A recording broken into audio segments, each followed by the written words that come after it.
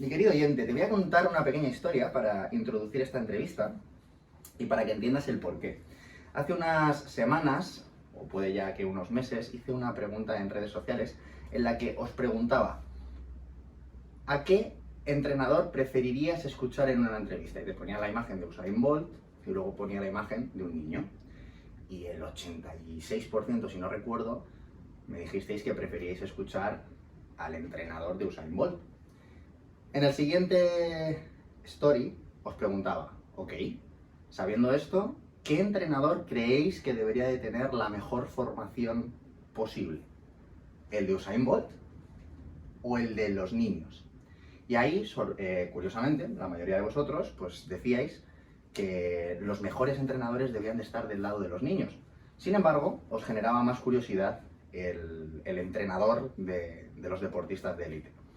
Tuve la enorme suerte de que uno de vosotros me escribió personalmente y me dijo, oye Rubén, conozco a un entrenador que actualmente trabaja en Alicante y que, bueno, es esta persona, investígala y si lo consideras oportuno, pues te la llevas al programa. E indagando un poquito, fue cuando me encontré la figura de Sergio. Sergio, muchas gracias por estar aquí, por invitarme a tu casa a grabar. Muchas gracias a ti.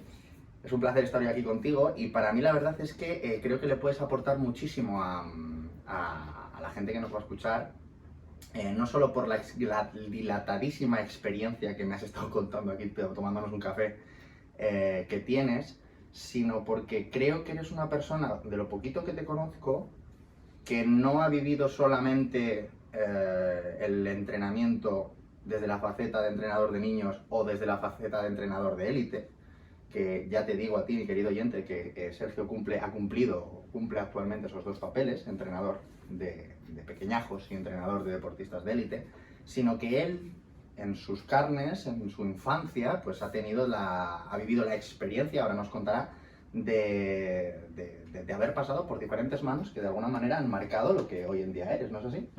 Sí. Cuéntanos, Sergio, ¿cómo se introduce en tu vida y por qué el mundo del entrenamiento? Pues te empiezo a contar como atleta, si te parece. Como quieras. Pues básicamente yo jugaba al tenis y un día me hice daño en la espalda y empecé a correr para no perder la forma. Me crucé con un vigilante, con un educador de mi colegio, que era el que me ponía los partes, porque yo en el colegio era un trasto. Nunca con maldad, pero sí un trasto. Y bueno, empecé a correr con esta persona y me enseñó absolutamente todo. Lo que le puedes transmitir a un niño, sobre todo el cariño, pues mira, la técnica de carrera se hace así, ahí existen estos ejercicios, los brazos se mueven así en una cuesta, cuando a lo mejor vas en carrera y ves que se cansan un poco los brazos, tienes que relajarte así, se estira así. O sea, una persona que me transmitió absolutamente todo el conocimiento que tenía y más, y esa ilusión por lo que actualmente conocemos como el running, que antes no existía. Y bueno, fuimos a una carrera, quedé segundo en esa primera carrera y el hombre yo creo que se asustó. Y me acuerdo una conversación que tuvimos aquí en mi casa con mis padres, que él les dijo, yo creo que me he quedado atrás y este niño necesita algo más. Que años más tarde te das cuenta de que no es así, que esa persona perfectamente podría haber sido el único entrenador que hubiera tenido en mi vida, pero la humildad también de esa persona que se llama José Manuel Peña, que además creo que me entrenó solo a mí, porque luego como que venía otro y decía, es que tú escuchabas mucho y el resto pues no. No solamente decir, bueno, se acaba aquí mi etapa, este niño necesita algo más, eso creo que dice mucho un entrenador de base. Y bueno, y en ese momento pues acabé en un club de atletismo, empecé lo que es el atletismo, yo antes corría pues, carreras populares, a lo mejor 5000, me estaba preparando para un 10.000 y en la pista empecé a ir como para atrás. Me empezaron a enfocar al 1500, luego 800 y a los 18 años me propusieron pues, ir a un cole, hacer una actividad extraescolar porque el club de atletismo en el que estaba pues, ponía monitores en colegios. Y ahí empecé a entrenar a un grupo de niños de 8 años y me enamoré, o sea, me encantó lo que hacía. Por aquel entonces yo todavía iba al instituto porque había repetido 2 veces y... ¿Tú te considerabas, o a día de hoy consideras que eras un mal estudiante? ¿O consideras que el sistema educativo en ese momento no era capaz de estimularte lo necesario? A mí no me interesaba absolutamente nada lo que hacían en clase, solamente la biología, que tuve muy mala suerte con las profesoras y ya se encargaron ya desde que he tenido profesores también maravillosos, pero bueno, por aquel entonces la educación no es como ahora. Ahora la gente dice que sigue siendo un desastre, pienso que tiene mucho que mejorar, pero creo que cada vez hay mejores profesionales en lo que es la educación. Y no me interesaba nada. De hecho, ahora me encantaría pues, volver a clase para escuchar la historia, ¿no? Porque hay veces que la educación a los niños tienes que facilitarles lo que necesitan en esa etapa. Y no a lo mejor cosas que desde un punto de vista de los mayores pensamos que son interesantes para que los niños tengan un futuro y estén mejor preparados. Pero creo que falta plantearse cuándo introducir todo ese conocimiento. Me encantaría saber la historia de España ahora, me encantaría saber la historia del mundo ahora, porque de pequeño yo estaba pensando en todo menos en lo que me estaban contando en absolutamente todas las asignaturas. Y más adelante las he necesitado muchas, las matemáticas, todo el tema del cálculo, pues cuando soy ahora entrenador de élite y tengo que calcular volúmenes, porcentajes o incluso fabricar mis propias tablas Excel para sacar a cuánto tengo que ir un kilómetro, cuál es el parcial al que tengo que pasar en una prueba de 400 metros. Todas esas son cosas que he tenido que ir haciendo y que me encantaría haberlas hecho en el Sergio, te voy a pedir que contestes tú a la pregunta que yo le hacía a la gente y que nos des la perspectiva real, que es la de alguien que vive en los dos lugares. ¿Dónde hay que estar mejor formado o qué formación hay que tener primero para trabajar y hacerlo bien con los peques o para trabajar y hacerlo bien con deportistas de élite? Pues yo opino como mucha gente que el entrenador de base, el entrenador de peques es fundamental, que tiene que estar preparadísimo, que los países que nos sacan pues mucha distancia en el tema competitivo tienen grandes entrenadores de base y que sobre todo tienen sistemas de entrenamiento de la base y tienen muy claro lo que tienen que hacer en la base. Pienso que los mejores entrenadores deben de estar en la base. Y sucede algo muy curioso, que un gran entrenador de base, si el alumno va creciendo, es capaz de adaptarse y de prepararse, que ha sido mi caso y de otros más de los que he aprendido, para que a ese alumno no le falte de nada. Entonces, si una persona es competente y si una persona es profesional, en el momento, o sea, tiene que ir un paso por encima del alumno, siempre, 2 o 3 o 7, precisamente porque los mayores talentos te van a exigir más. Un alumno o una alumna que es un verdadero talento a nivel deportivo o incluso a nivel de ilusión, siempre va a querer más. Y ahí es la decisión personal que tú tomes. Si vas a querer formarte o vas a buscar donde haga falta para estar un pasito por delante de ese alumno o a lo mejor a la altura, o si a lo mejor hay un momento que, aunque tú no lo creas y es la frustración de muchas personas, decides no aprender, no seguir con tu desarrollo como entrenador, pues hay gente que dice, bueno, pues hasta aquí. Y entonces esas personas es cuando dan el salto a entrenadores de élite, que son gente que a lo mejor o viene desde la rama de la ciencia o simplemente pues, se ha especializado en atletas o en deportistas mayores. Pero una persona que empieza desde la base, que además siempre hay muchas cosas, está ya desde cómo aplicar los volúmenes de carga, trabajo de fuerza, trabajo técnico, y luego ya parece que no, pero cosas que me han costado muchísimo a mí, el tratar a un niño que llega un momento ya no es un niño, ya antes tenías conversaciones de niños y luego les tienes que exigir a un tío de 22 años, a una chica de 24 años, el nivel de exigencia, como tienes que hablarle, aunque sea la misma persona, es diferente. Y luego ya no te hablo ya en temas de gestión de viajes en competiciones a nivel mundial, tema de managers, luego ya cuando empiezan a lo mejor tema de dinero y tema de contratos entre medio, eso es un aprendizaje que a lo mejor hay gente que arriba está acostumbrado a tratar esos temas, o una lesión importante. Imagínate un entrenador, a mí me ha pasado no mucho, solo se me ha lesionado una atleta fuerte en mi vida, pero imagínate pues, alguien que está acostumbrado a jugar con un niño y que se te rompe un tendón de Aquiles o se te rompe un hueso. O sea, hay gente que no, para gente que eso es mucho estrés el gestionar esas cosas. Y otras veces te encuentras con un entrenador de élite que está acostumbrado a que esas cosas pasen, lo normalizan y es un poquito lo que marca la diferencia. Respondiendo a tu pregunta, yo creo que hay que estar preparado para lo que te viene en la vida y también tener muy claro dónde quieres estar. Si en la base, en la élite, si experimentar el de base a élite y luego también va mucho con etapas. Hay grandes entrenadores de base que han acabado en la élite, luego entrenadores de élite que han acabado en base, y sucede un poco como lo... Hay un recuerdo en la carrera cuando estudiábamos a Mateyev. Sí, Mateyev. Que era un entrenador de élite y de los mejores entrenadores del mundo en base. En base. Eso era un ejemplo clásico que nos ponían. Sergio, ¿qué características debe de tener un entrenador, dime tres, de élite y un entrenador de base? Si yo, por ejemplo, me quisiese especializar únicamente en élite, ¿qué me dirías que tengo que potenciar? Lo primero es gestionar a la persona.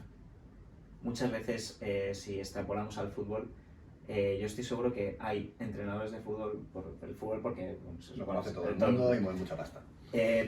¿Habrá entrenadores tan buenos o mejores que los que acaban en el Fútbol Club Barcelona, el Real Madrid, en los equipos tops? Seguramente.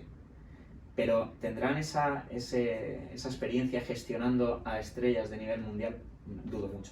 Por eso es muy raro que una persona sin ningún tipo de nombre o de experiencia en otros equipos grandes acabe en un equipo grande. Porque tienes que saber gestionar eso.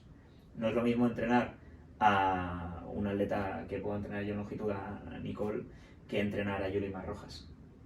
Son en salto de longitud, que es un tema que domino mucho. No es lo mismo entrenar a Eliud Kipchoge que entrenar a Kevin Gerby, que es un atleta que de momento nadie conoce. Son características diferentes.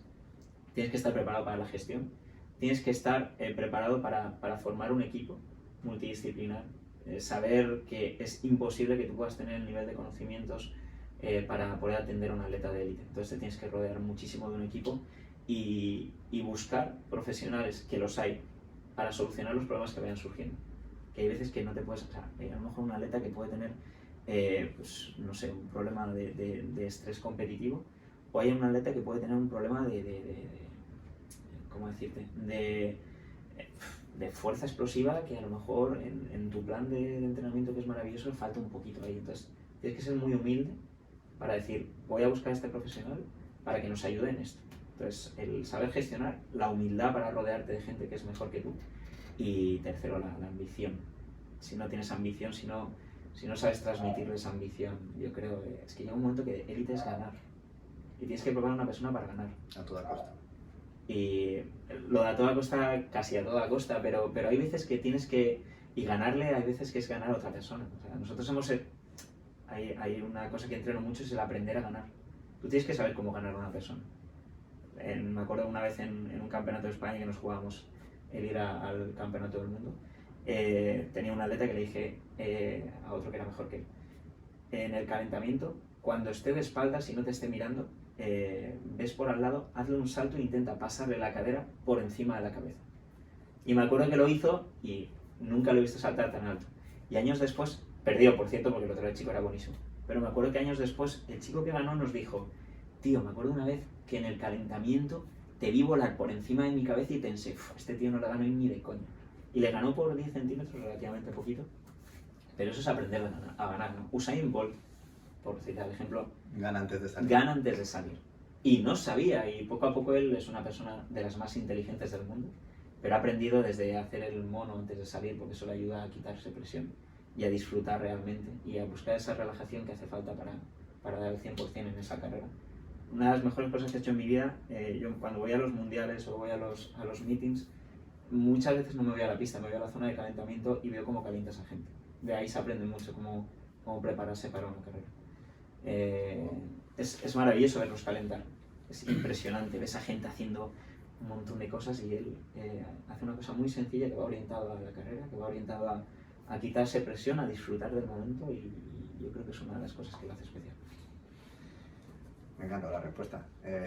A ver si la dejas al mismo nivel, la del deportista, o sea, la del entrenador de base. Si yo quisiese dedicarme al entrenamiento de atletismo de base, que por cierto, te lo he contado antes, pero estuve 2 años trabajando con pequeñajos en atletismo. ¡Qué bueno! Sí. ¿Qué consejo me darías en ese ámbito, en ese plano? Mira, te voy a fastidiar un poco. ¿Qué cosas te gustaban de cuando entrenabas niños?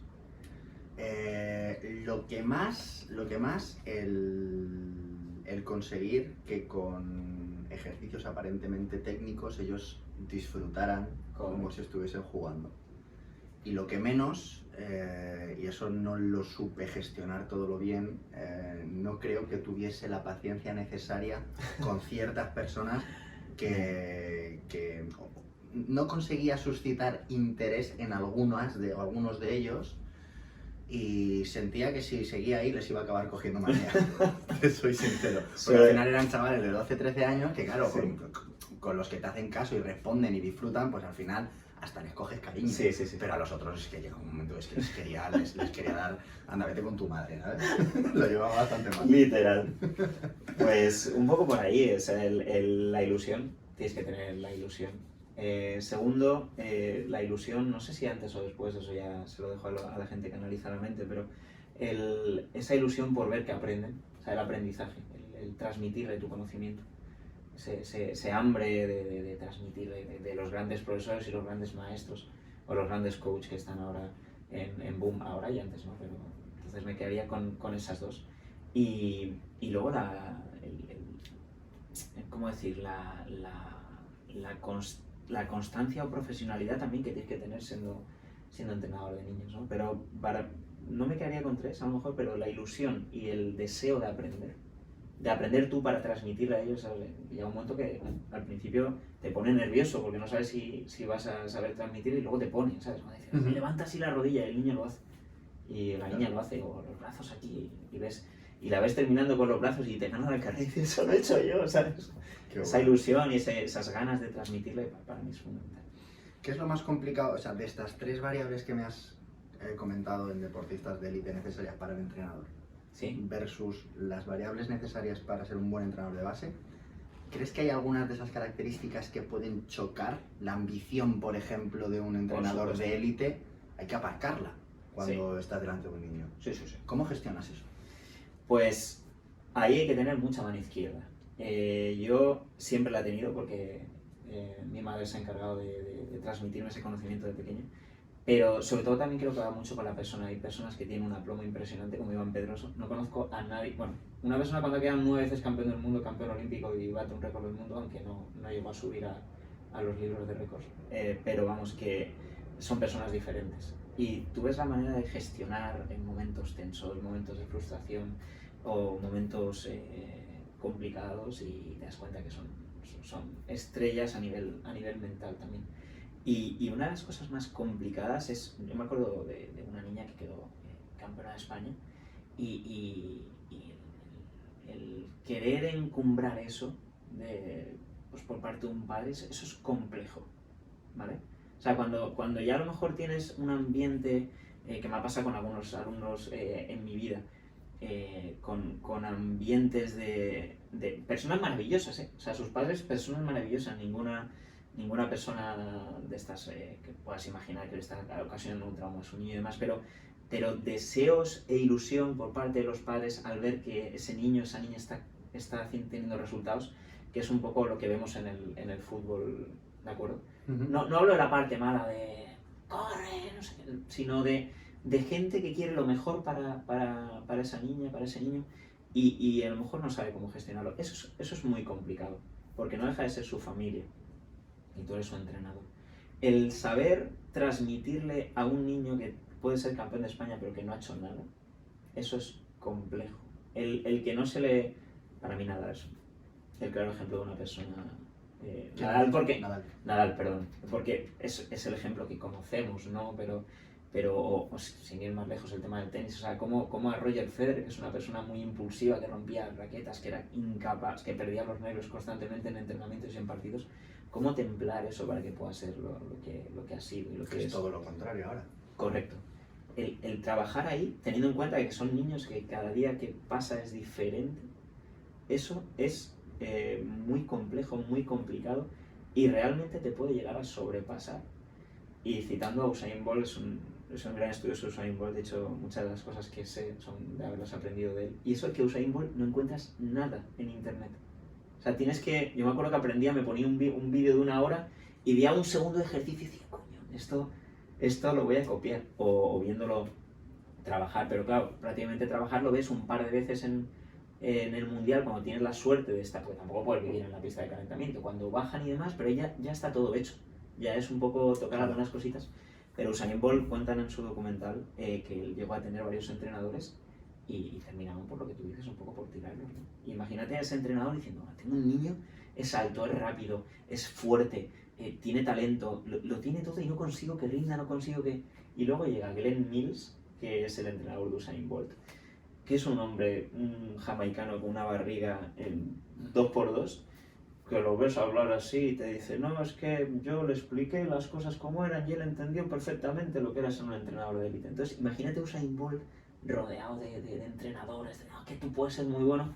Y llega un tío y le dice, mira, tú tienes que hacer esto, esto, esto, así. Y si no haces eso, nunca vas a llegar a nada. Y se pira a su casa y se queda tranquilo en su casa de entrenador sin implicarse emocionalmente, que es otra de las cosas muy complicadas, con un niño. Y ahí, según cuenta él, fue cuando lo entendió y cuando Usain Bolt se convirtió en Usain Bolt. Pues dijo, bueno, yo tengo que hacer esto, esto, esto y esto.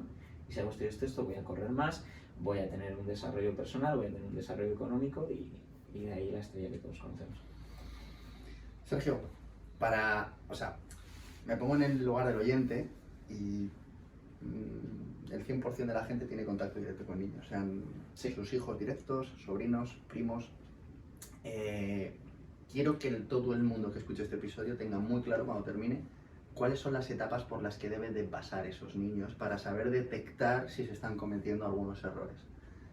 Cuéntanos qué fases, explicado sencillo, por fin, para la gente, qué fases son las que un niño debe experimentar, teniendo en cuenta que no estamos buscando generar talentos o deportistas de élite, sino personas felices, competentes emocionalmente y con un futuro prometedor a todos los niveles, que es para eso para lo que los niños creo que deben entrenar, ¿no?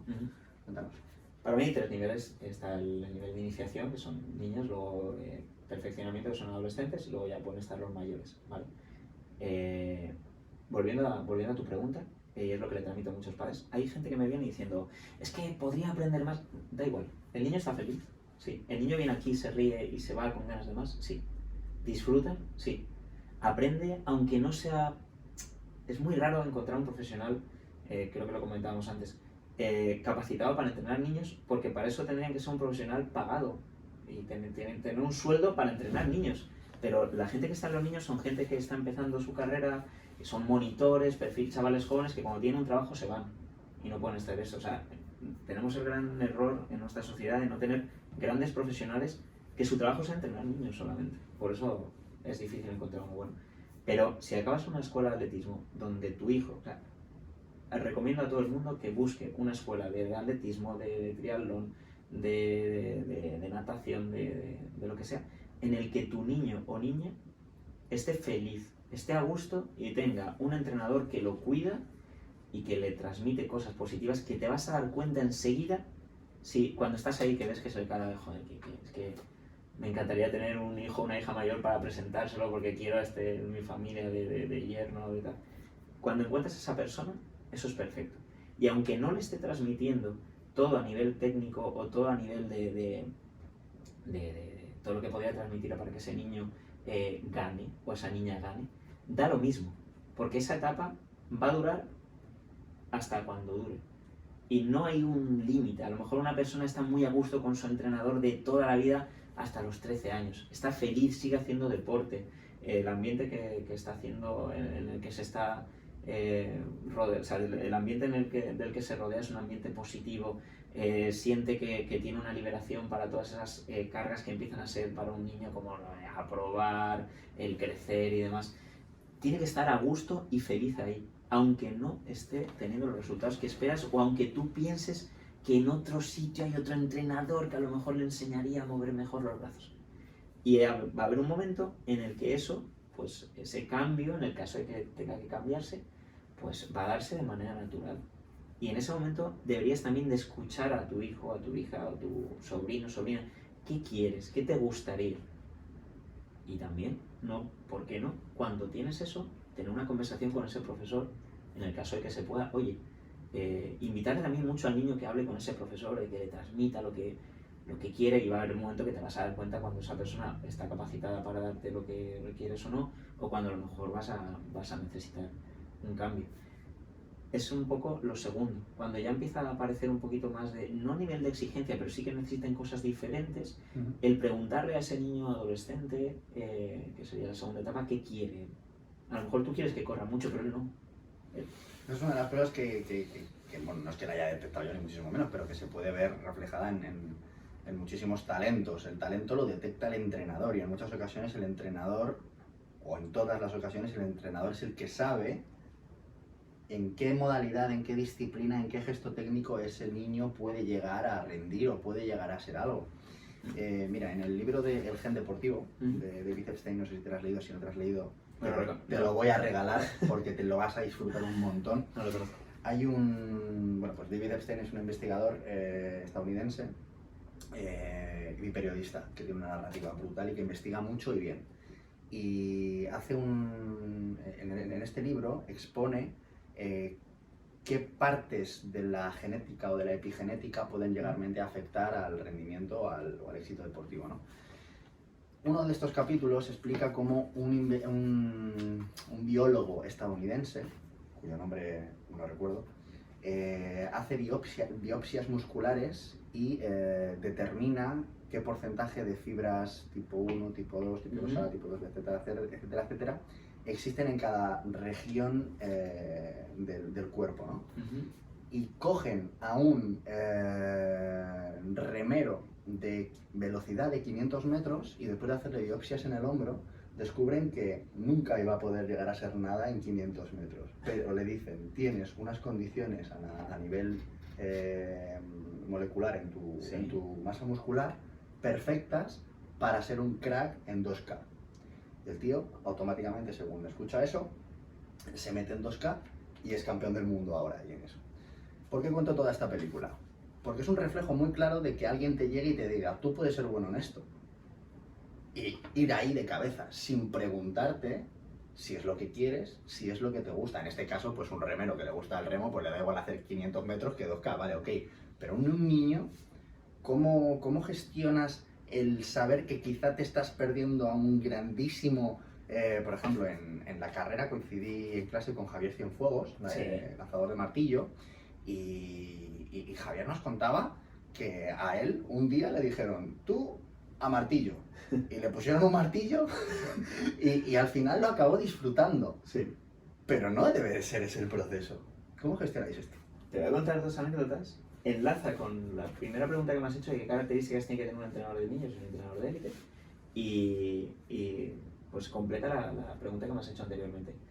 Los niños pequeños tienen que pasárselo bien, tienen que disfrutar, tienen que estar con alguien, un monitor, una monitora que los quiera, que les transmite cariño e ilusión, y se lo tienen que pasar bien. ¿Por qué? Porque si se lo pasan bien, pueden hacerse mayores y querer seguir ahí. Si tú a un niño le plantas un martillo, pues a lo mejor lanza mucho como Cienfuegos, o a lo mejor no, y se lo deja. Sin embargo, si se lo pasan bien, a lo mejor a los 18 años, pues toma conciencia de que, bueno, pues con el martillo puede hacer cosas. Pero lo que te quería contar es dos casos. Primer caso, un atleta que se llama Lucas, que es el mayor talento que he entrenado yo en mi vida para correr. Un tío que el primer día que llegó a una pista de atletismo le hicimos un test de 300, era categoría cadete, sub-16, o sea, menos de 16 años, y corrió el 300 en 36 segundos. El primer 100 lo hizo en 12, el segundo 100 lo hizo en 12 y el tercer 100 lo hizo en 12. Eso quiere decir que esa persona tenía una tolerancia al ácido láctico impresionante y una resistencia orgánica impresionante. Al año siguiente fue al Campeonato de España, al año siguiente hizo la marca para ir a los Campeonatos de España, se cayó en las semifinales y gente que ahora vemos en los Juegos Olímpicos, en la prueba de 800 metros, pues son gente que iba por detrás y que acabó delante porque se cayó. El caso es que este niño tenía mucho más talento que estas personas. Y un día le pregunto, porque estábamos entrenando a varias pruebas y a él le gustaba un poquito la longitud. Te dije, Lucas, ¿prefieres ser campeón del mundo de 800 metros o campeón de España de salto de longitud? Que es a lo máximo que puedes llegar. Y me dijo, campeón de España de salto de longitud. ¿Y sabes qué hicimos? Entrenar longitud. Y la gente venía, estás loco, ¿qué andas haciendo longitud con ese niño? Si ese niño es lo mejor. Y yo, ya, pero es que el niño quiere entrenar longitud.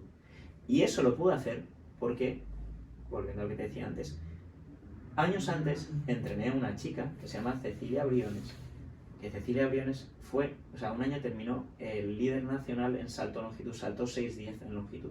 Y esa niña fue subcampeona de España un montón de años.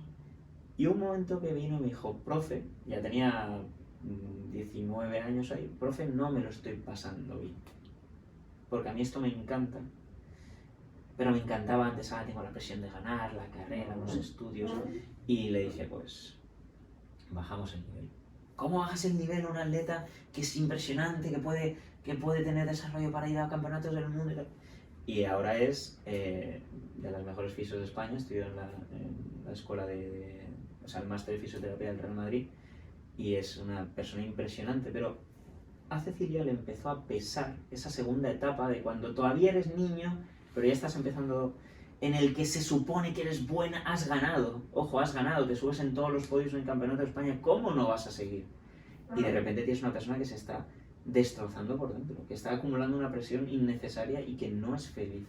Entonces, que hay que buscar en la segunda etapa, como me decías antes, hablar con la gente, oye, ¿qué te hace feliz? ¿Sabes que puedo ser campeón? Sí, pero no. Y eso es también una putada si quieres llegar lejos con un atleta, pero luego tienes un amigo para toda la vida. No te dirán, cabronazo, me exigiste. Puede incluso que le haya salvado la vida, ¿no? Sí, ¿por qué no? ¿Por qué no? Sí. Por ejemplo, historias como la de Tiger Woods, la de Andrea Gassi, personas que se especializaron muy pronto y que en ningún momento disfrutaron del proceso hasta, joder, la biografía de Andrea Gassi, que también la recomiendo. Muy buena. Brutal, es brutal. La lengua. Llega a odiar a su propio padre. Sí. Literal, de decir, joder, es que mi padre era mi puñetero enemigo. Sí. Y eso, o sea, realmente puedes ser la persona que salve a ese niño, o a ese ser humano, ¿no?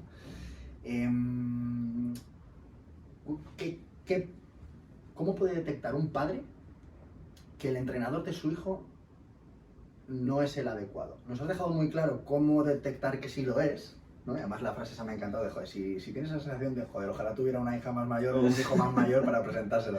Eso está clarísimo. Pero, ¿qué típica fila de padres en la valla de una pista de atletismo o en la valla de un campo de fútbol viendo a su pequeñajo entrenar? ¿Cómo detectar que el entrenador no está a la altura de la situación? Yo creo que se ve. Creo que se ve. Y es que confío mucho en que la persona esté a gusto, esté trabajando bien, llegue a casa y esté hablando de eso. Realmente cuando una persona está disfrutando del proceso, también llega un momento que los niños empiezan a crecer y puede tener una persona maravillosa a su lado, pero los resultados no vienen. Hay un componente de estancamiento muy importante en adolescentes. Los adolescentes muchas veces se estancan, a pesar de que si sigues trabajando bien deberían de seguir mejorando, porque el niño cada vez es más mayor, está más fuerte, pero si no haces las cosas que tienes que hacer, por ejemplo, seguir coordinando al niño a medida que ese cuerpo se va haciendo más grande, tienes que seguir con el trabajo de coordinación, con el trabajo técnico, tienes que empezar el trabajo de fuerza, porque un niño, sus músculos de pequeño a lo mejor están preparados, pero en el momento en que esos músculos son más grandes, si no les estás entrenando lo que es la fuerza de esos músculos, no va a poder moverlos como deberían de moverse y empiezan las descompensaciones y empiezan la falta de resultados. Realmente yo creo que eso se nota, creo que también te lo empieza a demandar el alumno, ¿no? Tu hijo, ¿no? Empiezas a darte cuenta de que pues, siente que no mejora, siente que no le explican a lo mejor algunas cosas, ya no tenemos que ir a la parte mejora pura y dura, sino hay gente que a lo mejor que está entrenando cada vez más, que está mejorando o por ejemplo se lesiona, que muchos niños me vienen a mí un poco mayores porque se están lesionando. Porque a lo mejor ves que otro que corría como ellos está mejorando y él no. No hay que olvidar que hay niños que maduran antes, o niñas que maduran antes y otros que tienen una maduración más tardía. Yo creo que por lo general te das cuenta, hay un componente muy importante de hablar con tu hijo, hablar mucho con tu hijo, oye, ¿estás a gusto? Sí, no, pienso que habría que hacer esto, oye, pues si piensas que habría que hacer esto, nunca te metas o intentas no meterte a no ser que sea algo muy grave. Habla con el niño, invítale a que hable con su entrenador. Oye, ¿por qué no le propones esto a tu entrenador? ¿Por qué no intentáis enfocar las cosas de esta manera? Yo creo que te lo va a demandar y creo que también te das cuenta, creo, que esas cosas no son. Vamos a romperle la cabeza a la gente un poco. Esta parte del programa me encanta.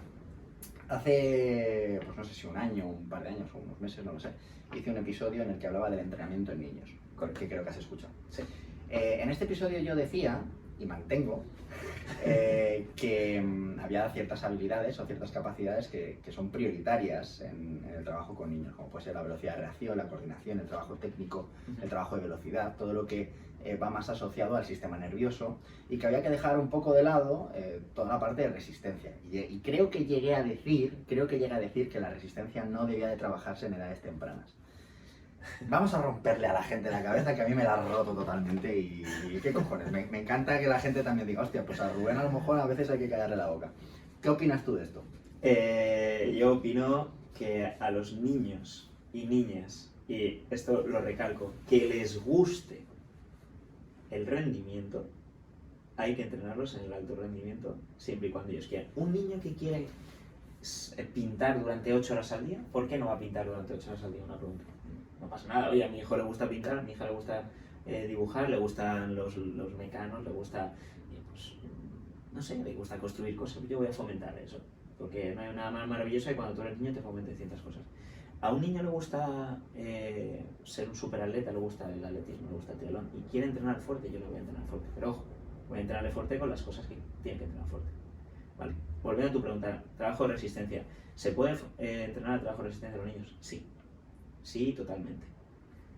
Porque un niño podría estar horas jugando o horas corriendo.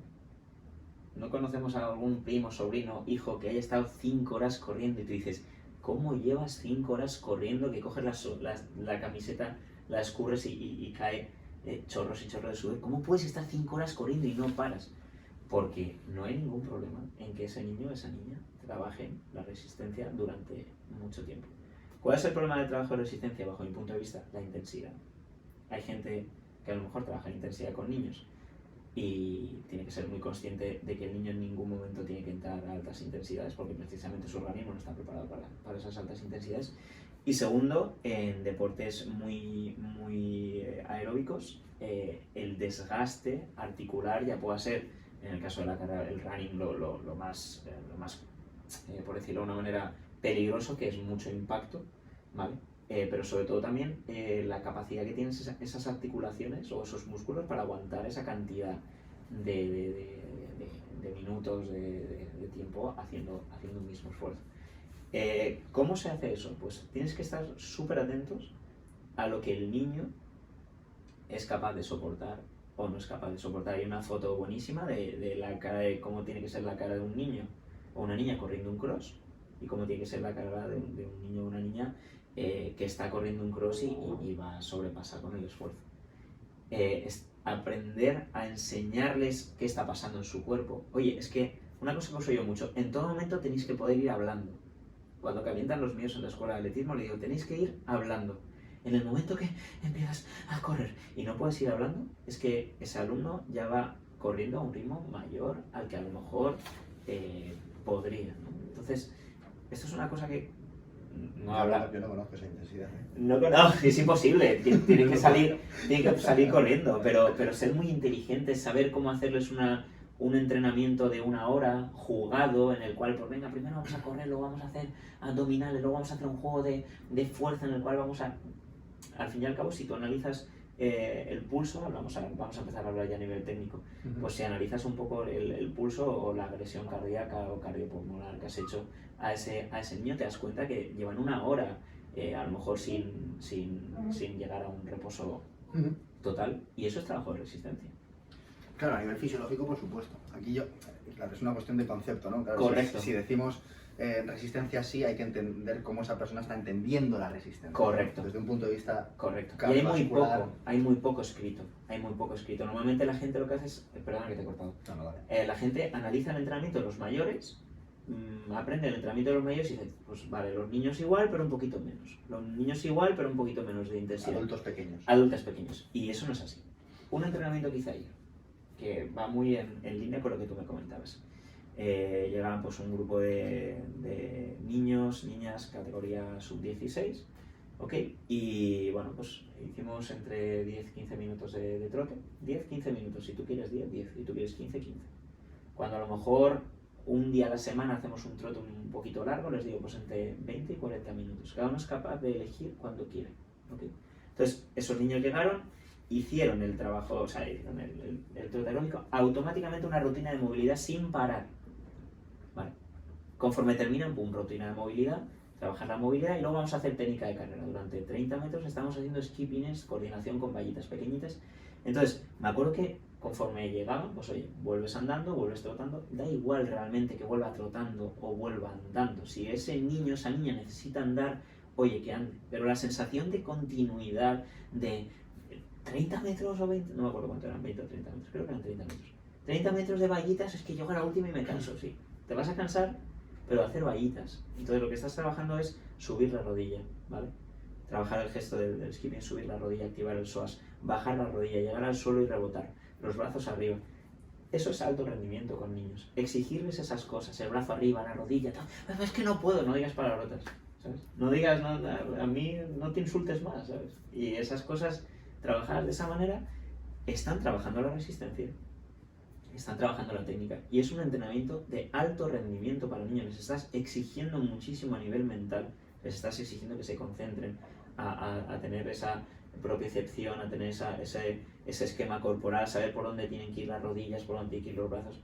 Entonces, eso es alto rendimiento, bajo mi punto de vista, aplicado a niños. Y es una cosa que invito a todo el mundo a hacer siempre con sentido común. En ningún momento un niño tienes que tener la sensación de que se está cansando de más.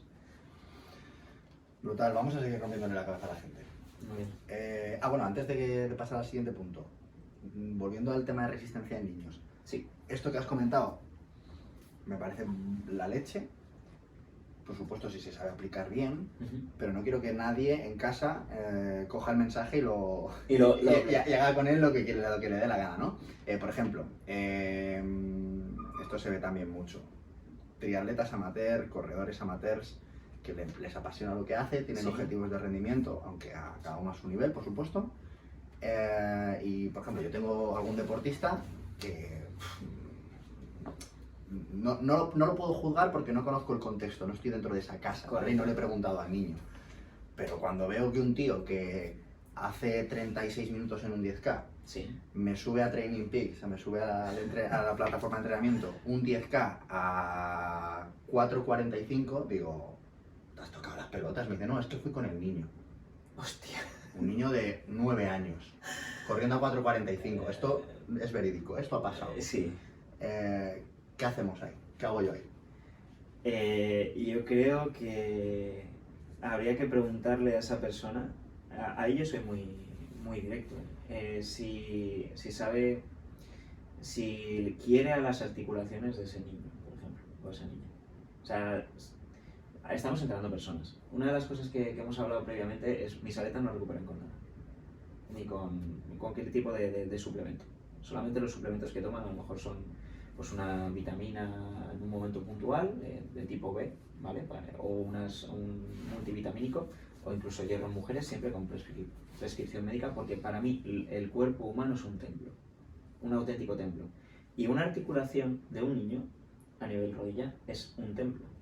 O sea, le puedes estar forzando un menisco a un niño o un menisco a una niña y desgastarlo hasta puntos que no te lo puedes ni imaginar. Y no eres consciente, porque tú ves el niño, lo va a aguantar, los niños pueden aguantar absolutamente todo.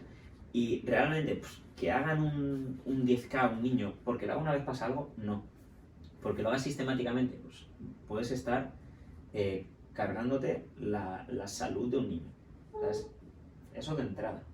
Y segundo, le puedes estar ocasionando muchos problemas, sobre todo a nivel psicológico. Que no hay que olvidar que es el gran desconocido del entrenamiento con niños. O sea, le puedes estar fastidiando la vida deportiva de ese niño. ¿Cuál es el problema? Que hay muchísimo desconocimiento al respecto. Entonces, no se debe hacer de la misma manera de que tú no debes de hacer un entrenamiento de 100 kilómetros. Lo puedes hacer si sabes lo que estás haciendo, sabes lo que te estás exponiendo, si estás muscularmente preparado, pero no debes de hacerlo. O sea, son cosas...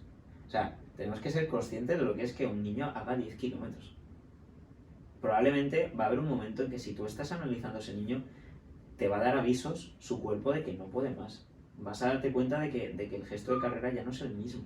Si el gesto de carrera no es el mismo, los músculos de ese niño, de esa niña, no están soportando el esfuerzo. Eso puede salir por cualquier lado. Entonces, son cosas que no hay que hacer. Me alegro Bajo de mi punto de vista. Que es el punto de vista de todos ahora mismo, Sergio. Correcto. Mira, voy a hacer una cosa. Yo creo que pueden comentarte a ti. O sea, invito a todo el mundo que si tienen alguna duda al respecto, me pueden contactar a mí, te pueden contactar a ti, o que busquen algún profesional que les pueda orientar a eso, ¿vale? En plan, oye, es que el problema no soy yo, es que el problema es el niño que no se me despega. Pues vamos a ver cómo te enseñamos, o vamos a ver qué podemos hacer para que eso no pase. Vale, pues ahora cuando... Si te parece bien, ¿eh? Me parece maravilloso y te lo agradezco de corazón. Ahora cuando terminemos, nos cuentas cómo pueden contactar contigo. Muy bien. Y vamos, si esto sirve para eso, Yo para eso estamos haciendo esto realmente. Por los Para que niños. Exactamente, pero así es. Vamos a seguir rompiéndole la cabeza a los papás. Fuerza sí, fuerza no, ¿por qué sí, por qué no? Fuerza, sí. ¿Por qué? ¿Por qué? Primero porque la fuerza no es ni más ni menos que vencer una resistencia. Desde un punto de vista teórico, ¿vale? Si tú vences una resistencia, estás venciendo una resistencia. Y si tú vences una resistencia, te adaptas a vencer esa resistencia, con lo cual tienes más resistencia. Y este programa, sí. ¿Cómo se llama? Me acabas de violar la mente. Es que es verdad, o sea, ¿qué es correr? Pues resistir muchos impactos. ¿Qué son impactos? Pues son cuando tú caes al suelo después de una zancada. ¿Qué es cada zancada? Pues una zancada es una manifestación de fuerza explosiva. Estás impulsando tu organismo mediante impulsión y tracción en el suelo para avanzar. Con lo cual, si tú estás más fuerte, avanzas más en cada zancada. Si tú tienes más fuerza, te hundes menos en cada zancada. ¿Ok? Si mi abuela tiene 92 años, está aquí al lado escuchándonos. ¿Quién se cansa más subiendo las escaleras? ¿Yo o mi abuela? Quiero pensar que tu abuela. Porque no has visto cómo suben las escaleras. Bueno, ¿por qué? ¿Crees que mi abuela tiene menos resistencia? No, tiene menos fuerza, claro. Correcto. Tú ahora vas al pueblo y te pones a subir una cuesta con una abuela de 92 años de Alcaraz, del pueblo de mi padre. ¿Quién se cansa más subiendo la cuesta? Yo. Perfecto. ¿Por qué? Porque ya está adaptada y tiene más fuerza. Correcto. No tiene más resistencia. No tiene más fuerza en la musculatura que implica subir esa cuesta. Correcto. Está adaptada a ese esfuerzo. Con lo cual, tú imagínate si todos los maratonianos y todos los triatletas de España y del mundo trabajasen la fuerza. Y en cada impacto se hundiesen menos, porque la gravedad cada vez que llegas al suelo, te lleva al suelo y te dice, amigo mío, amiga mía, aquí estoy yo y te vas a hundir. Y luego sal, ¿vale? Y cuando llevas la natación y la bici, luego sal después de cada zancada. Es un mundo. Imagínate si tú te adaptas a vencer esa gravedad, pues en cada zancada te vas a hundir menos, te va a resultar más sencillo salir de cada zancada y vas a cansarte menos. Ahora imagínate, muchos, ¿no os ha pasado a veces que vais en carrera, os pasa una persona súper voluminosa que viene del gimnasio, y dices, ¿cómo me puede ir ganando esta persona? Porque tiene más fuerza que tú. Y tú eres más técnico y aguanta más y orgánicamente estás más preparado para el trabajo de resistencia, cardiovascularmente también, pero esa persona tiene más fuerza que tú y cuando llega al suelo le supone menos esfuerzo hacer cada zancada. Eso en adultos, sin quitar de que todas las líneas de trabajo a nivel mundial de todos los atletas del mundo pasan por la fuerza, absolutamente todas. O sea, A nivel de rendimiento está claro, pero sigue estando la creencia de que el trabajo de fuerza en niños puede ser peligroso, se sigue por ahí, por más que intentamos desmitificarlo, que puede acortar el crecimiento. ¿Qué podemos decir al respecto de estas dos creencias? ¿Que es peligroso, que puede ser lesivo? Mira, hay muchos estudios que justifican... A ver, evidentemente un niño en edad de crecimiento con un peso encima de la espalda superior al que puede levantar es un gran error. Igual que en un adulto.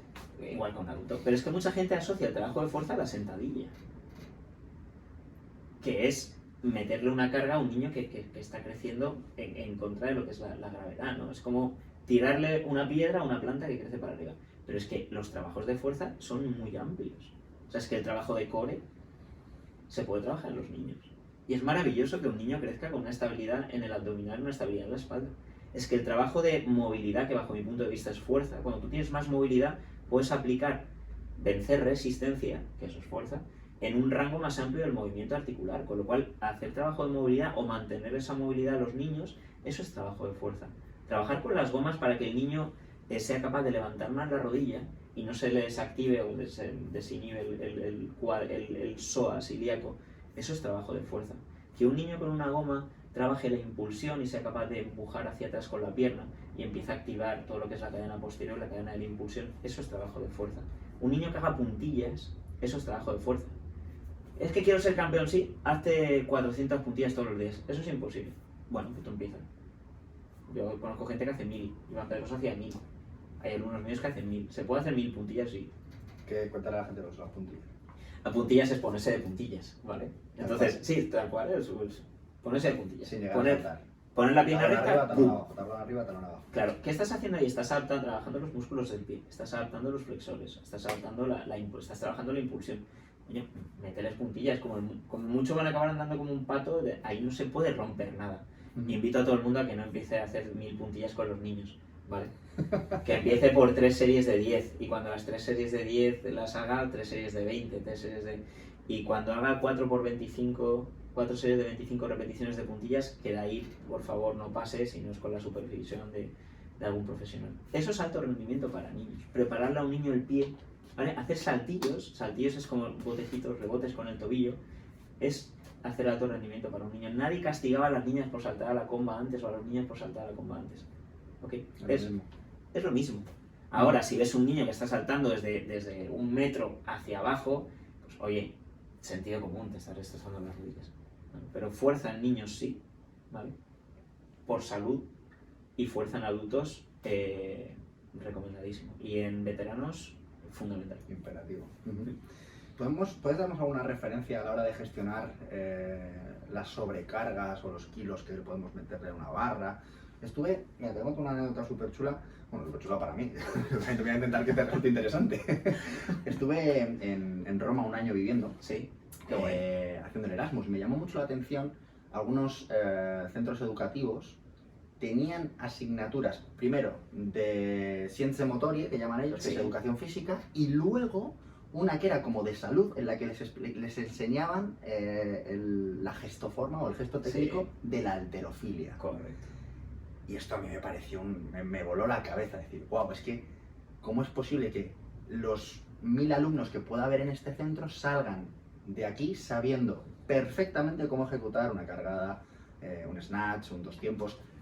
Me pareció brutal. Pero claro, ellos tenían muy controlado, tenían unas pesas gigantes de corchopán que no Sí. pesaban nada, pero eran enormes. Entonces veías a los De niños 5 que... kilos son gigantes. Exacto. Esto para un entrenador con el que quizá no tenga esa posibilidad de ese material, pero que también puede ser muy interesante el trabajar ese tipo de gesto técnico, ¿qué referencias podemos tener a la hora de saber cuántos kilos puedo llegar a meterle a un niño para no empezar a comprometer su estructura? Muy buena pregunta. Un apunte. Italia a años luz nuestro, bajo mi punto de vista. En este sentido... En muchos sentidos. Bueno, yo conozco mucho, he aprendido mucho de Italia. El primer libro de velocidad que me leí fue un libro en italiano. Y la primera frase decía que no corre más el velocista más fuerte o el velocista que más mueve las piernas, sino el que más fricción le aplica al suelo. Qué bueno. Y eso es uno de los secretos de mi entrenamiento. Si tú eres capaz de aplicarle fricción al suelo, toda esa fuerza la vas a llevar a la siguiente zancada. Es fundamental. Por eso las zapatillas de clavos llevan clavos. Para ser capaz de aplicarle fricción al suelo. Y por eso todos los trabajos de fuerza especial, como por ejemplo los arrastres o todas las máquinas, pues están pensados desde el punto de vista de la fricción. Es lo que hace que actives la cadena posterior. Eso como apunte. Sí, Y luego... si no intenta correr en una asta de bolos. Sí, A ver qué pasa. O en barro. ¿Por qué, O en barro. ¿por qué no podemos correr en barro? En una piscina. Pues, correcto, porque te resbalas, porque no puedes aplicar la fricción, que es la segunda parte por la que nos desplazamos. Nos desplazamos por desequilibrio, fricción e impulsión, esas 3 cosas. Volviendo a tu trabajo, o sea, a tu pregunta, realmente habla con el niño mucho, el entrenador bueno habla con el niño. Nosotros en nuestro sistema de entrenamiento tenemos aplicado que una vez a la semana hacen halterofilia, media hora con un especialista en halterofilia. Yo creo totalmente en esa corriente. ¿Por qué? Porque tú vas a levantar cargas en tu vida. Y si eres inteligente, pues la mochila, en lugar de llevártela de atrás, pues la llevas muy pegada a lo que es la columna. Y si eres inteligente, la mochila la llevarías colgando, ¿vale? Y no en la espalda. Y si eres inteligente, una botella de agua no la llevaría, una garrafa de agua, o sea, el garrafón del agua o el de la leche, los Vicks de leche no los llevarías colgando, sino que te lo pondrías en el hombro, porque eso no cuesta. Entonces, para mí eso es muy... Y aprenderías a levantarlo de manera que... ¡puf! Hay veces que yo muevo cargas o, no sé, aquí en casa moviendo algún mueble y yo en las manos no tengo mucha fuerza porque yo he corrido toda la vida, pero la gente no es consciente de la fuerza que puedo llegar a tener en las piernas, ¿de acuerdo? Por haber precisamente aprendido a hacer cargadas, a hacer arrancadas, a hacer pues, enviones y demás. Y bajo mi punto de vista eso es fundamental porque estás aprendiendo a mover una carga de manera explosiva.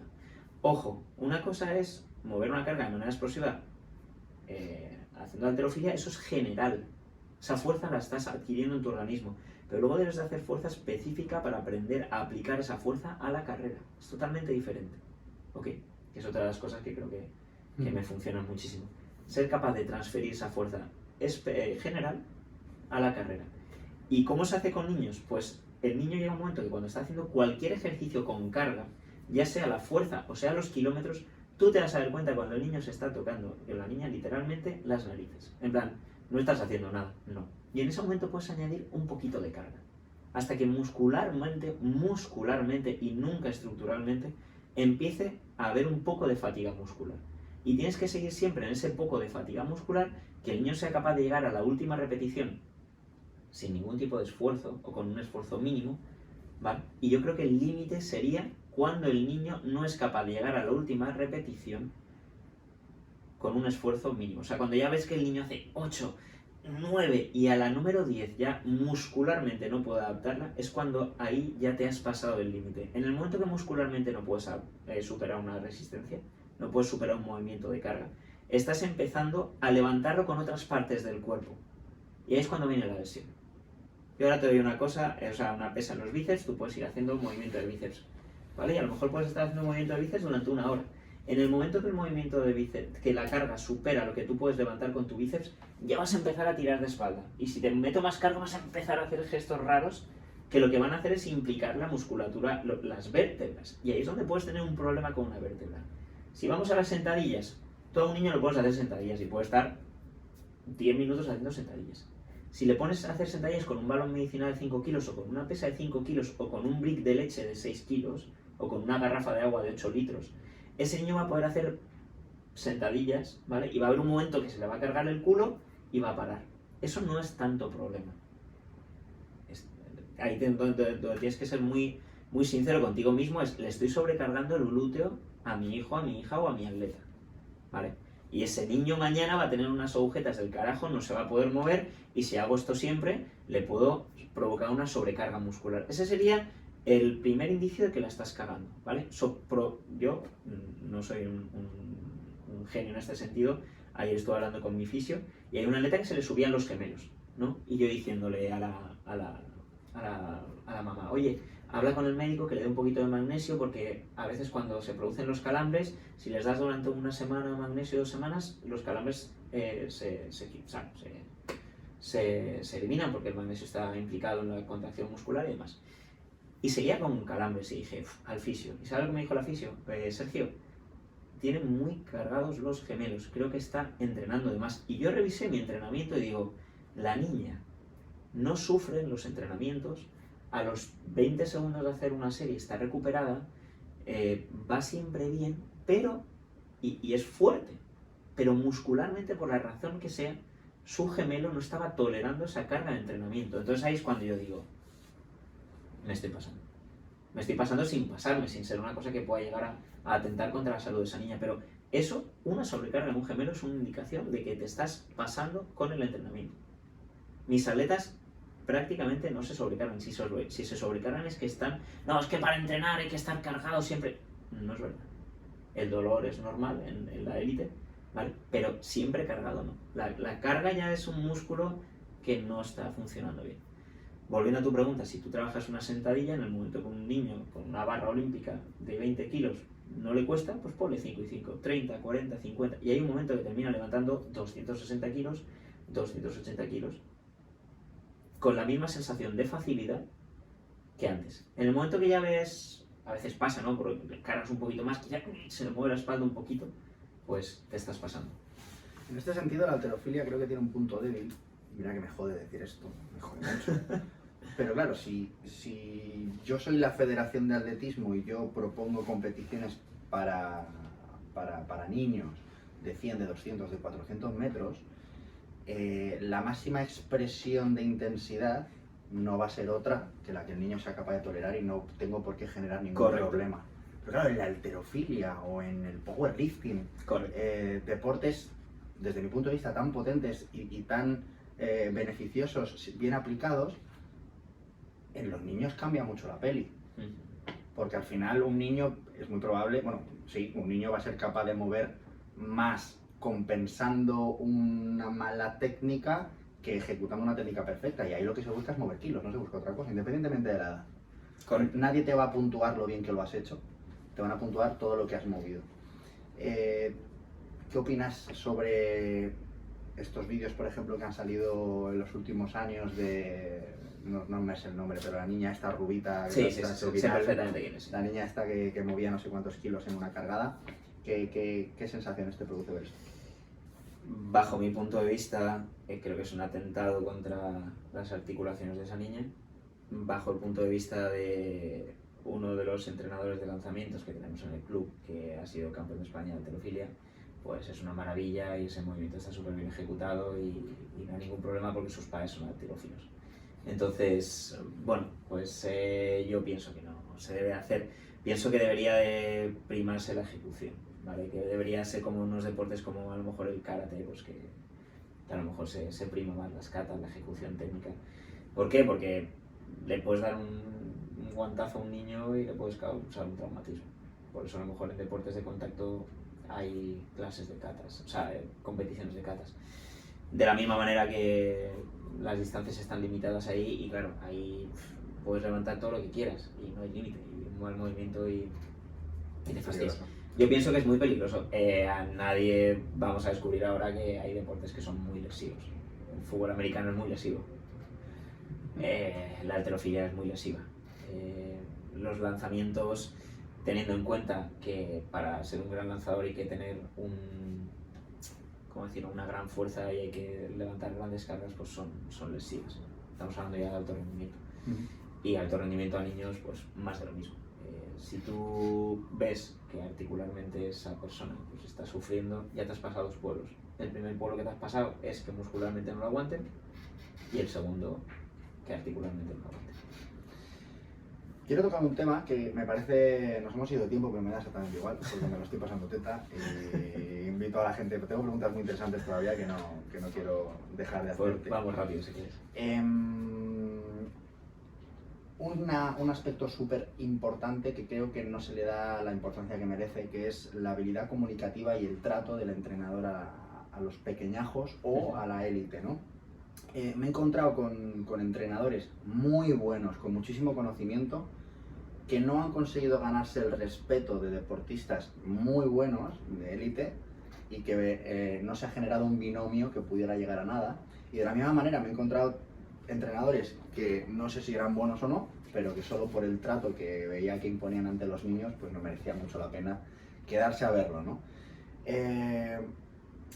¿Cómo se debe de comunicar o cómo se debe de gestionar este tipo de comunicación? Sobre todo con los niños, independientemente de cómo seas tú como persona, porque tú puedes ser una persona muy chapalante, muy visceral, muy impulsiva o muy macarrilla, por decirlo de alguna manera, pero claro, hay ciertos límites que no se deben pasar y hay mucho grito, mucho insulto, mucho refuerzo negativo en este sentido y creo que es una realidad. Sí, totalmente. ¿Cómo ves tú este punto?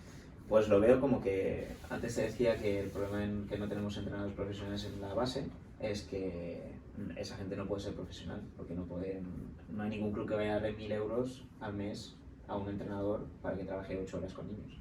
Entonces al final terminan siendo pues, el que hay o el que podemos tener por los 200, 300, 400 euros que podemos pagar. Si hubiera un entrenador profesional, pues sería como los profesores.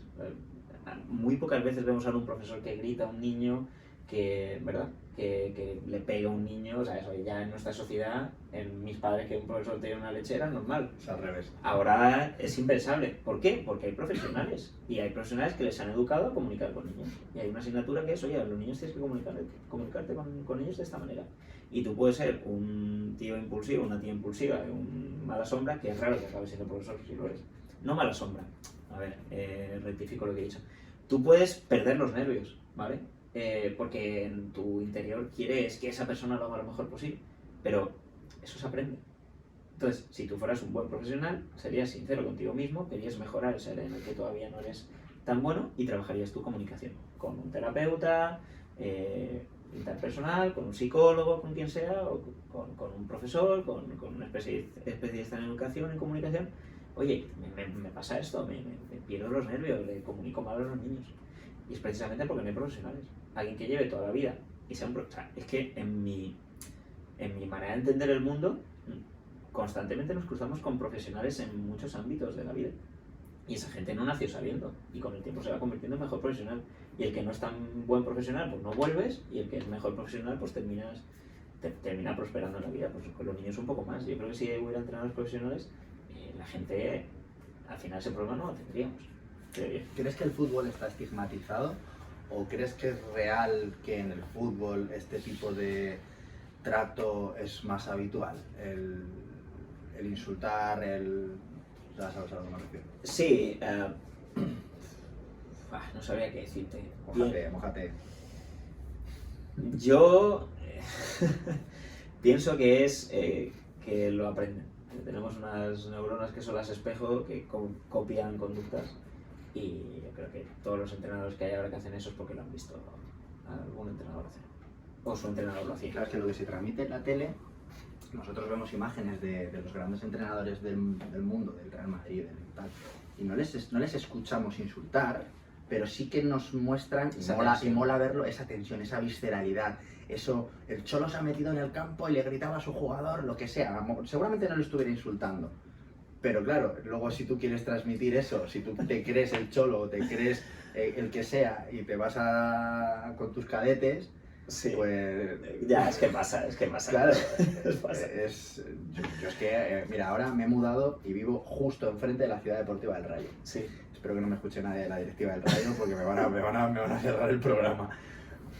Pero, joder, me gusta mucho pasear por allí, Sí. porque me gusta mucho ver cómo trabajan los peques y veo cosas que me gustan y veo cosas que no, pero una de las que es que no es esta. O sea, no es posible que yo esté a más distancia que el jugador o que los tengas en corro y yo esté escuchando lo que tú les estás diciendo. Porque da igual lo que les estés diciendo, solo alzando la voz les estás transmitiendo un tono que creo que no... Yo iría a la directiva del Rayo y le diría, oye, ¿puedes invertir un poquito en que le dé unas clases a los entrenadores sobre cómo tienen que comunicar? Y entonces, si el Rayo es tan buen club como creo que es, diría, ostras, pues sí, esto es... ¿Sabes? Y es que pienso que falta eso.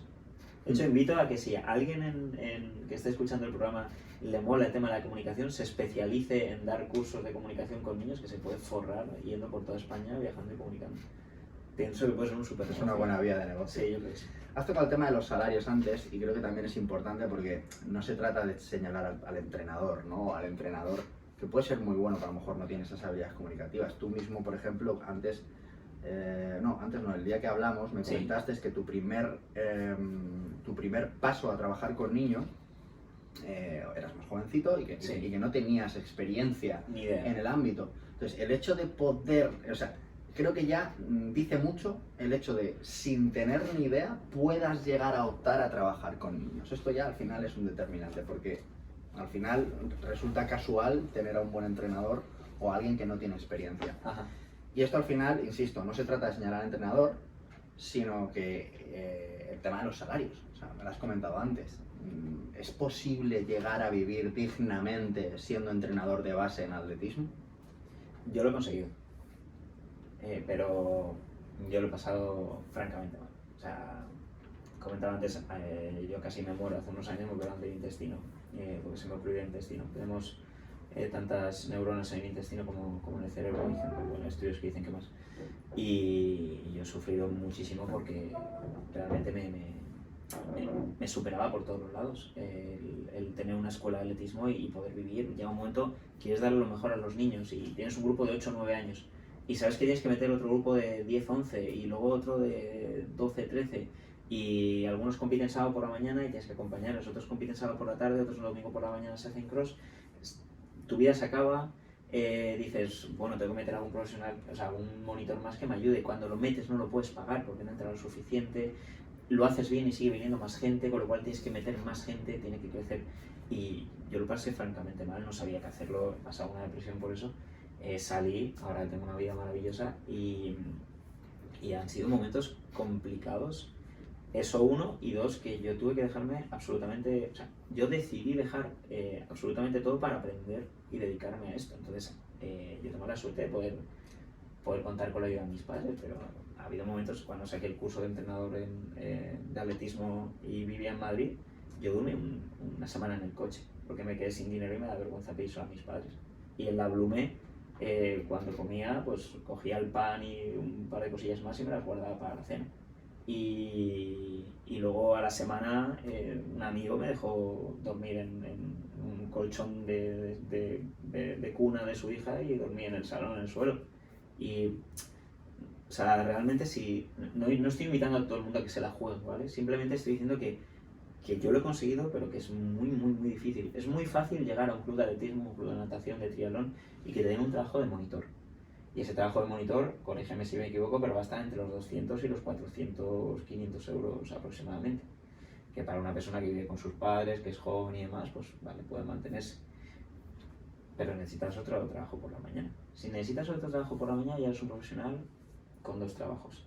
Y no vas a poder tener tu tiempo para ti, ni vas a poder tener tu tiempo para formarte. O sea, yo pienso que a lo mejor un trabajo debería ser, pues, entre 6 o 8 horas y trabajar en eso. Oye, que entrenas 4, pues te quedan 4 para formarte, para hacer mejores entrenamientos y para ir a los coles, como iba yo por las mañanas, a enseñar atletismo y que vinieran niños. Mi vida era esa, me levantaba, iba a un cole, daba una clase gratuita en un curso, habían 3 que me gustaban, oye, vente a entrenar conmigo, y venían y eso hacía. Y hasta que eso coge una dimensión, cuesta mucho. Es muy difícil. Yo he comido arroz con sal un par de años, con algo. O sea, los sábados y domingos venía a casa de mis padres a comer, era maravilloso. Entonces realmente es complicado el poder no contratar entrenadores competentes, sino que un entrenador se pueda financiar una formación, un ritmo de vida digno. Correcto. Dedicándote a esto, ¿no? Entonces entiendo que es complicado. Yo tuve la suerte en mi época de trabajar como entrenador, o sea, cobraba 18 euros más impuestos la hora. Correcto, que es un soldazo. Estaba muy puta madre. Estaba muy bien, o sea, nunca jamás en la escuela de Moratalaz. Sí, es que la escuela de Moratalaz es una pedazo de escuela. Yo estaba allí encantadísimo. Lo dejé por una cuestión de etapas, pero estuve muy contento. Pero joder, da rabia que una de las cosas en las que más hay que invertir, que es en el desarrollo de los más pequeños, no se esté haciendo. Sergio, ¿cuáles son las consecuencias que puede tener que un niño llegue a estar en manos de un mal entrenador? Y aquí sí que quiero que nos pongamos serios. O sea, las consecuencias. Sí, las consecuencias ya son. ¿Cuáles pueden llegar a ser? ¿Cuál crees tú que has vivido? Bajo mi punto de vista, la fundamental la más grave es el deterioro psicológico de ese niño. Me llegan 2 o 3 niños todos los años de vuelta de otros entrenadores con unos deterioros psicológicos importantes. A pesar de que ese entrenador sea una persona maravillosa. ¿Vale? Pero el que, o sea, no olvidemos que eso parece que no, pero está ahí. No olvidemos que la única salida en la que encuentran algunos niños, otra cosa es que lo vayan a hacer o no lo vayan a hacer, pero hay veces que la única salida que encuentran algunos niños y niñas a la solución de sus problemas es el suicidio. ¿Vale? Hay gente que está tan amargada de pequeña.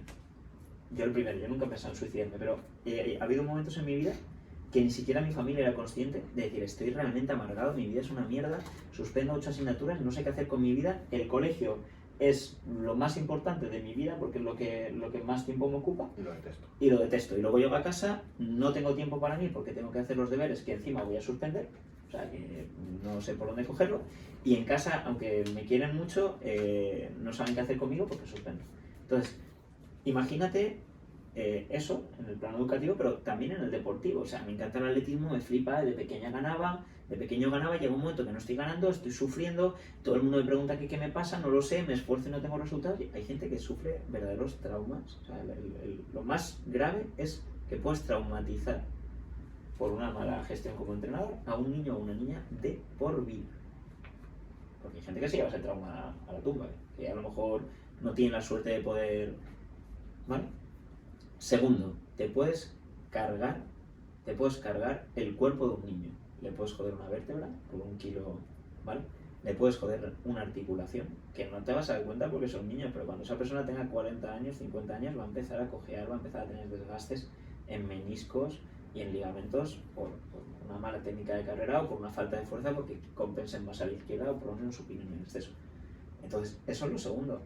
Y luego, lo hablaba contigo, había un grupito de entrenamiento en Alicante que sistemáticamente los campeonatos de España que coincidíamos a lo mejor, gente de edad juvenil, es decir, 15, 16 años, recuperaban con 3, 4, 5 pastillas al día. De cosas que en teoría son normales, de no, es que eso, la creatina no pasa nada, no, es que esto, el batidito de la proteína no pasa nada.